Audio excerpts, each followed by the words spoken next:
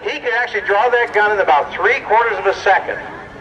And you were considered really fast in the Old West if you could do it about a second or so. So I'm going to go ahead and fire and do about a 3/4 of a second draw here. And if I'm right on target with this blank, I'm going to break that red balloon there on my left. Here we go.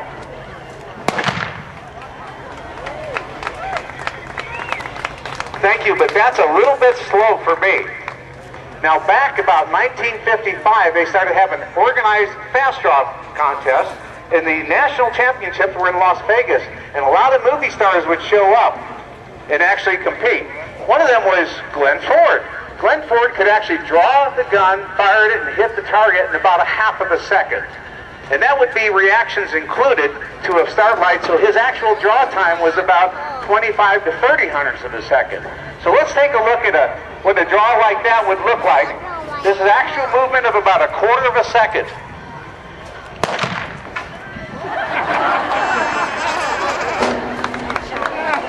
Oh, I got him.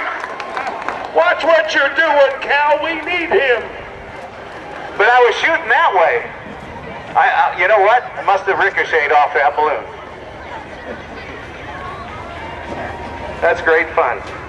Now, in today's competition, you have to be much faster than that. You have to be able to react to a light, draw fire, and hit a target in about 40 hundredths of a second in order to be competitive. Some even shoot around 35 hundredths of a second. And I'll let you know, next weekend we're having Beretta's Fastest Gun Alive. It's the World Championship of Cowboy Fast Draw in Fallon at Churchill County Fairgrounds. Come on over next weekend and watch it. But there'll be 170 shooters from across the nation. My wife here, this is Dinah. She goes by a lot of lead. And you may have read about her in the local newspaper. She's won the last 2 world championships for ladies division.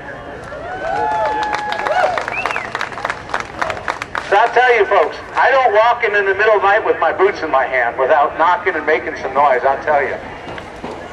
But now, let's see what a full speed draw looks like. Now this actual draw takes about 10 hundredths of a second. So really pay attention to this draw. It moves along real quick. I missed one of these the other day. I hope I don't miss it today. Here we go.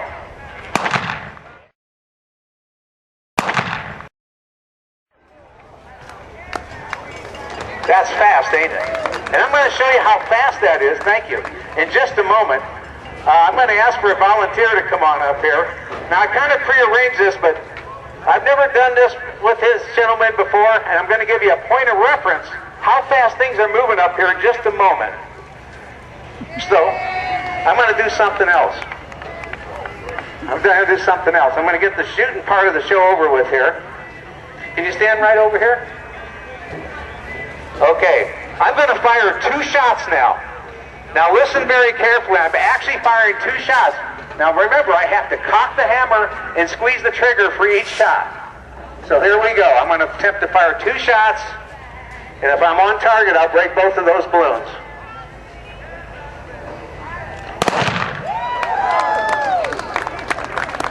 Thank you.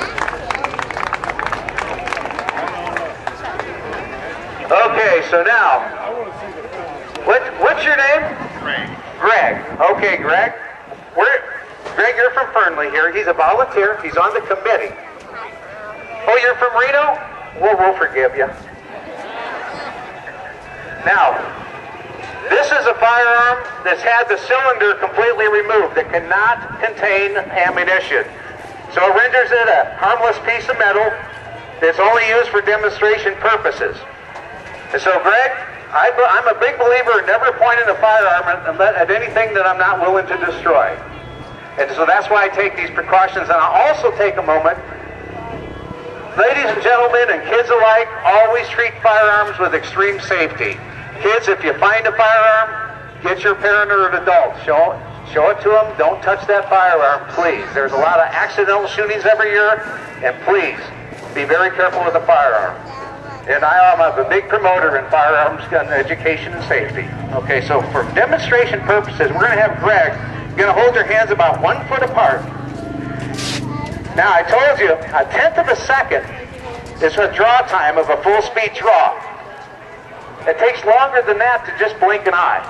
So you got to watch very carefully. And Greg is going to react. Now, let me see you clap your hands. Clap fast, faster than that. Once more, fast. Okay, he's pretty fast, isn't he? Okay, so now what we're going to do is I got my hand down by my gun. Greg's going to watch my hand. As soon as you see that hand move, clap your hand just as fast as you can. Are you ready?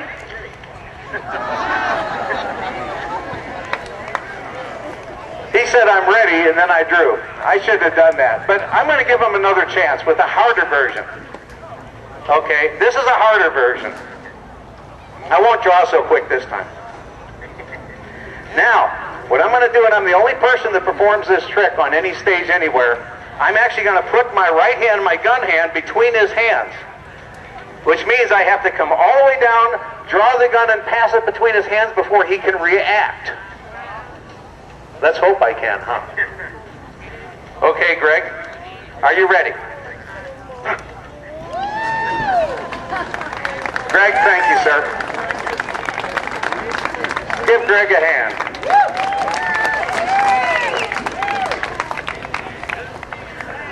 Now, folks, there's kind of a lost art. A lot of people don't do this anymore. Not very many people do. I was once the world champion at it, but I got to tell you, there's people now that practice 8 hours a day doing this stuff.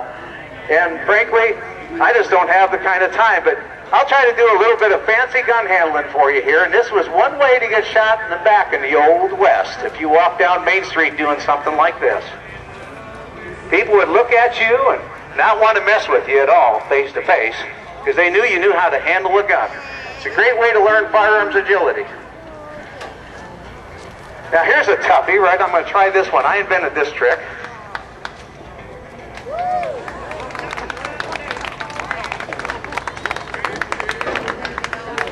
Thank you for your kind attention, folks. Enjoy the rest of the rodeo.